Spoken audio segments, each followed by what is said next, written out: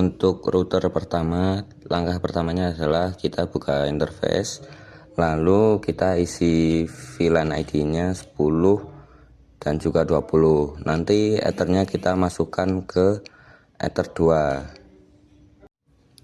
Kemudian kita enablekan WLAN-nya, lalu kita pergi ke security profile, lalu ganti modenya ke dynamic keys dan authentication types-nya ke WPA2 PSK.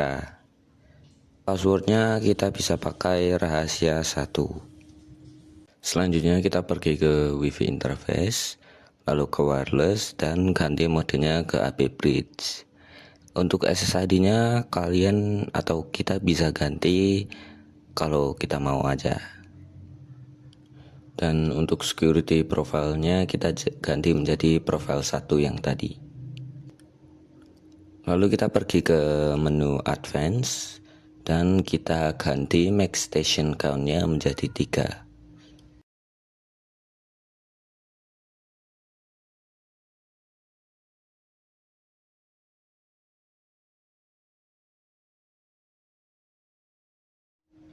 Selanjutnya kita masuk ke menu bridge, lalu kita tambahkan 2 bridge ya. Untuk portnya kita juga bikin 2, yang satu untuk VLAN 1 dan yang satu untuk ke klien.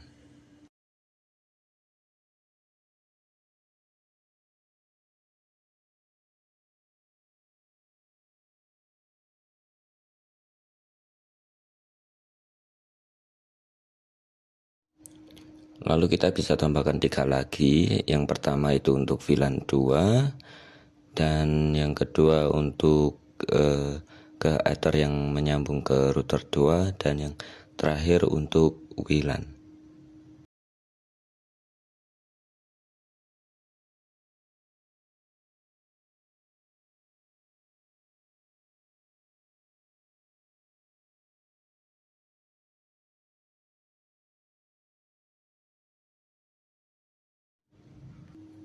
Kemudian pergi ke menu VLAN, lalu isi VLAN ID-nya 10. Untuk tag-nya kita isi ether 3, untuk untag-nya kita isi ether 2. Untuk yang bridge kedua, VLAN ID-nya 20, tag-nya ke ether 3 dan untag-nya ke WLAN 1. Untuk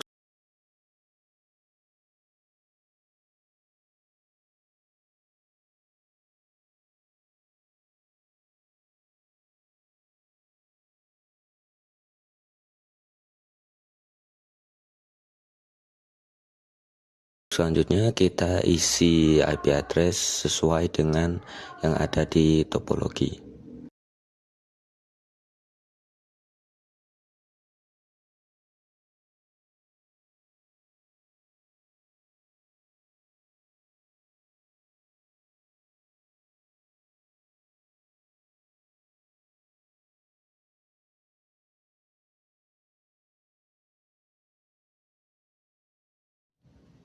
Kemudian yang terakhir kita pergi ke DHCP setup, lalu isi interface ke bridge 2 supaya nanti wilayahnya itu bisa dapat IP. Kita pilih router 2, buka menu sistem, buka lalu kita ganti identity menjadi router 2. Berikutnya kita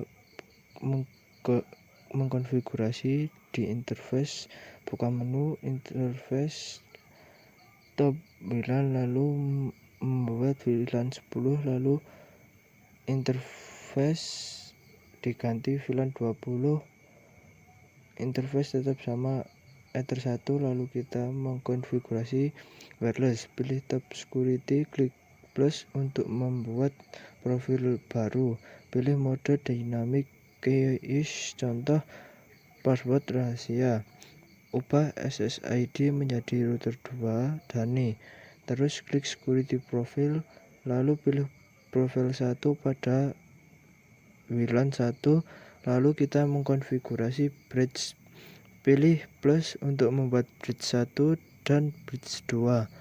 Lalu pindah ke ports, lalu interface 10 dan bridge-nya 1. Lalu klik plus lagi untuk membuat interface 20 bridge 2 ether 1. Dimasukkan ke bridge 2, lalu ether 2 bridge 2, tab VLANs, pilih plus bridge 1, masukkan VLAN ID 10 ether 2. Lalu konfigurasi yang sama ke bridge 2, VLAN diganti 20 ether 1. VLAN menu IP address 10.10.10.2/25 bridge 1 10.10.20.20.2/26 bridge 2 10.30.30.1/29 ether 3. Lalu ke DHCP server, lalu klik DHCP stop bridge 1, terus klik next sampai berhasil. Lakukan yang sama ke bridge 2, lalu pilih routing, terus ke BGP, ubah AES 200, router 10.30.30.1, lalu pilih press, lalu kita masukkan remote address menjadi 10.30.30.2, lalu remote AES menjadi 30, klik OK.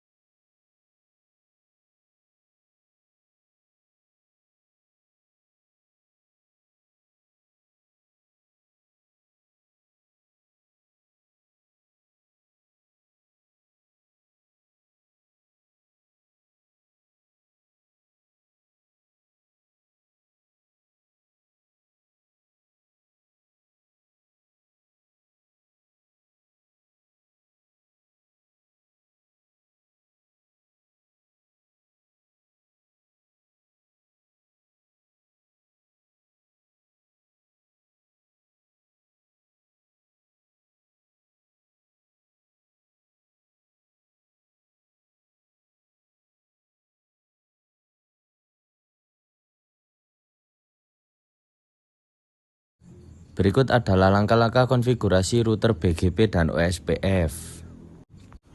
Setelah itu kita masuk ke menu IP, address, lalu klik tab New. Setelah itu kita isi IP 10.30.30.2/29 dengan interface 2. Ini adalah IP router 3 yang terhubung ke arah router 2.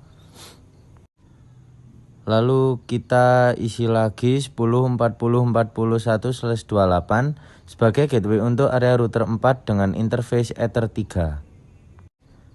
Kalau sudah, kita pergi ke routing, lalu ke BGP. Pada tab instance, klik 2 kali pada profil default. Lalu pada bagian AES number, kita ubah menjadi 300 dan router ID kita isi IP kita, yaitu 10.30.30.2.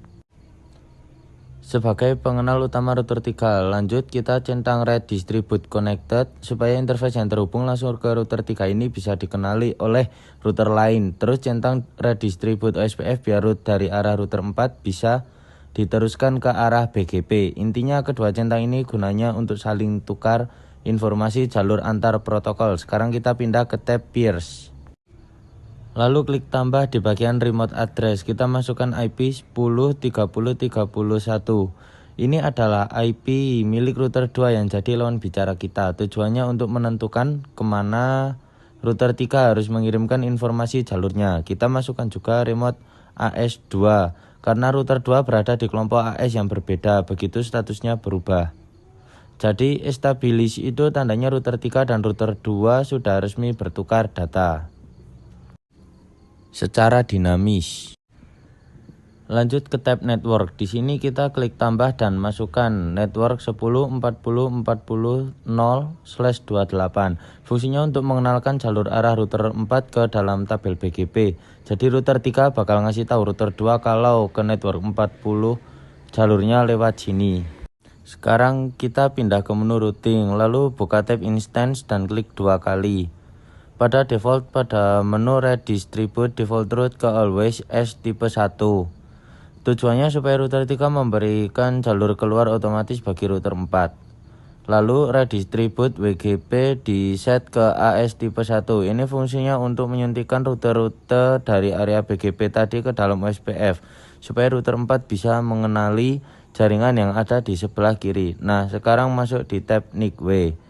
Kita masukkan network 10.30.30/29.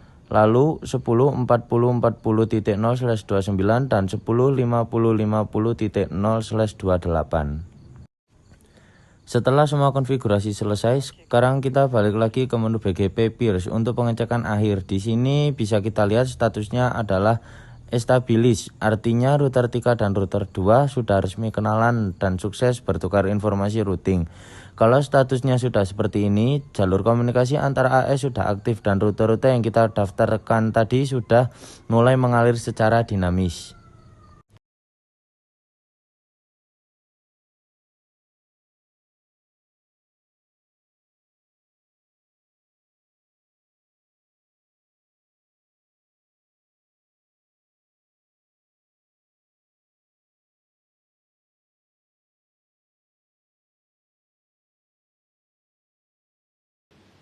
Berikut adalah langkah-langkah untuk mengatur identitas router, alamat IP, dan protokol routing OSPF pada router 4. Konfigurasi alamat IP. Langkah ini menentukan IP untuk setiap interface atau port agar bisa berkomunikasi dalam jaringan. Klik menu IP, lalu klik menu address, klik icon plus, masukkan IP address yang ingin digunakan. Pilih interface yang sesuai. Klik apply, lalu OK. Ulangi langkah di atas untuk interface yang lain.